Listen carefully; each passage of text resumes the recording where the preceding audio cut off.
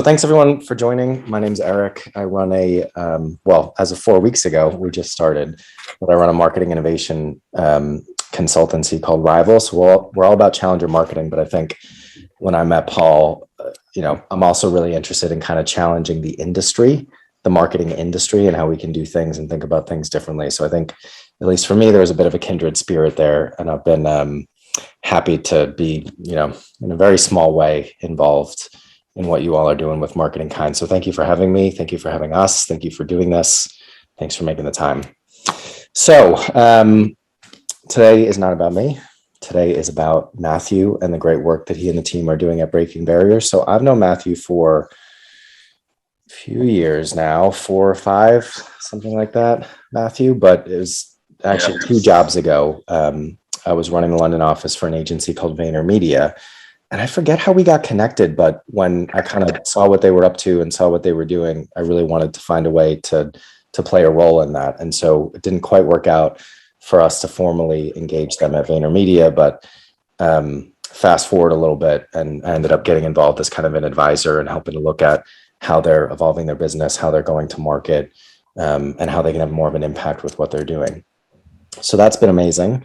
And then I will definitely not be able to do justice to the vision and the purpose and everything that Breaking Barriers is up to. So Matthew, why don't we kind of introduce you and let you tell a bit of that story at a high level, and then get into actually what we're looking for help with from the group today. So why don't you tell us the origin story and the vision with Breaking Barriers? Thanks, Eric. So I started the organization in terms of public mood, it felt like a very similar time. It was about 6 years ago, in the wake of the Syrian refugee crisis. And obviously we're at the moment in the wake of a pretty similar situation that's happened in Afghanistan. And there's this really, I think it's galvanized support for the cause in a way that wasn't previously there.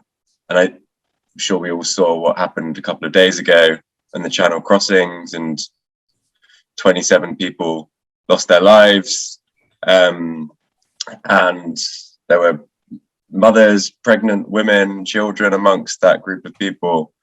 And I think what those sorts of tragedies do is in, at least for a moment, depoliticize the issue and turn it into a human one. And I think too often the issue of refugees becomes heavily politicized. But my personal view is it needn't be that way.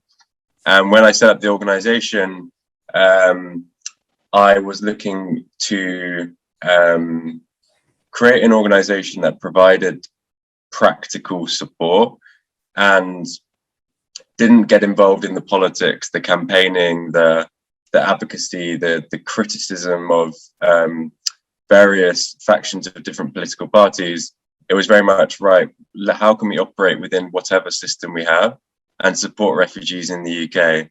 And my focus was really, well, when looking out to other refugee charities, is they tend to preach to the converted, and they operate within an echo chamber because it works, right? In the sense it helps generate income. So they go to speak to the same people to get the same income, the same support.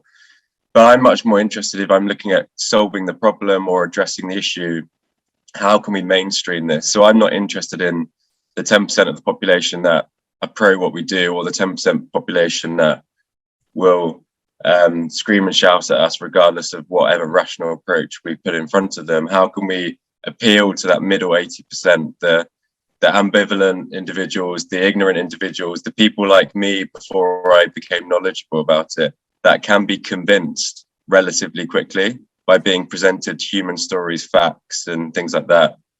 So that is kind of the mentality I approached it with. And that, I think, has been quite a key part of our success. How can we make a case to different audiences for different reasons, depending on what their motivations might be, whether that's developing an economic case to show that refugees are economic contributors, that really works well in appealing to a certain proportion of the population. We've developed a business case to encourage the private sector to get involved and show that actually the ROI from a financial perspective and human capital perspective is a really valuable one. The third element, which is probably something that we've not done as well, is tell the human story, and how we're doing the human story without what I call poverty porn, without the water aid, kid in Africa, white saviorism that I think is so outdated. And also, well, it does work with some audiences as well, which is part of the problem. But I think it's outdated and certainly isn't the future of charity. I think we have, as charity leaders and charity folk, a moral obligation to portray our beneficiaries in as positive a way as possible. And one of the issues with the charity sector in effort to generate income, I think we reinforce a narrative of refugees. If we're using pictures of people being pulled out of the sea in Lesbos, that doesn't necessarily tell someone that they might be a doctor with 25 years experience. So I don't think we've done the storytelling piece very well. But just to give a bit of an idea as to our journey, we started off very small, bit of a pet project. And I fortuitously got introduced to the law firm Mishcon de Rea, and they took on our first placement. It was a human rights lawyer from Sudan. She became a paralegal, and she then got offered a permanent job. And that became the case study that we then took to the private sector. And kind of fast forward 6 years, we're now 50 odd staff. We're just launched offices in Birmingham, Manchester to grow on our London operation. We'll be supporting over 1,000 refugees over the next 12 months, and working with businesses in all sorts of sectors from, we just signed Burberry as a corporate partner, Bank of America, Western Union, Grant Thornton, worked with IKEA, we're about to work with Morrison. So huge number of businesses that are engaging with us. But increasingly, as we get bigger, we're looking to mainstream our work more. We've been, I guess, a challenger to Eric's point earlier, but we're now the authority on the subject. And that's an interesting shift for us. And we're looking to see how we can influence the general public more to change their attitudes, but also drive more support towards us as an organization. And Matthew, I think one thing that's always been really appealing to me, and it would be good to get your thoughts on how much this factors into the brief for today, is I think the fact that, like you were kind of saying, it's not just about portraying refugees as these people who need help or trying to draw on people's heartstrings for them to make a donation. You can do that, but actually the core of the business and the vision that you have. And I think, I think with briefs like this, it's important to figure out what is different about you than, can't really use the word competitor in this sense because it's nonprofit, but then the other organizations out there that are trying to further a similar cause. And I think a big part of that, and what I've been drawn to, is that you do tap into the economic and kind of capitalist benefit of tapping into this talent that is naturally undervalued in the industry. And so these businesses, these partners you have, you mentioned, Burberry, IKEA, these big global brands, it's not just about a donation. And of course, some of it is CSR, but actually they can get really talented people involved in what they're doing. So, I think that capitalism inherently is more scalable than altruism.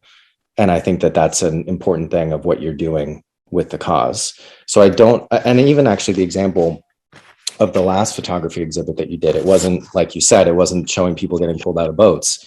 It was showing refugees that are frontline workers during this pandemic. Yeah, I agree. And I think it's not just, I agree capitalism has a greater propensity to give and generate income than altruism, but it's also far more sustainable. If we can generate an ROI or determine an ROI and a business is making it on commercial reasons, it disincentivizes them from ever supporting us, and it's so much more scalable and sustainable. I guess it's finding that balance, and is there a sweet spot where you can do both? because I think there will always be a role for altruism and philanthropy that complements things. So I think it's how can you find a message that appeals to multiple different audiences. But I agree, the economic thing is what differentiates us. And we're trying to portray an image of, in terms of our narrative and our messaging and our imagery, we're trying to shift power towards the refugee community. I think this whole kind of white saviorism, where I hold my hands up, I'm a white straight man running a charity, but if we can push as much power towards the refugee community, whether that be representation on our board, our staff, involving them in decision making, having them speak on behalf of the refugee community rather than me speaking on behalf of them, I think that is a really powerful thing for them, but also sends a really strong message externally too.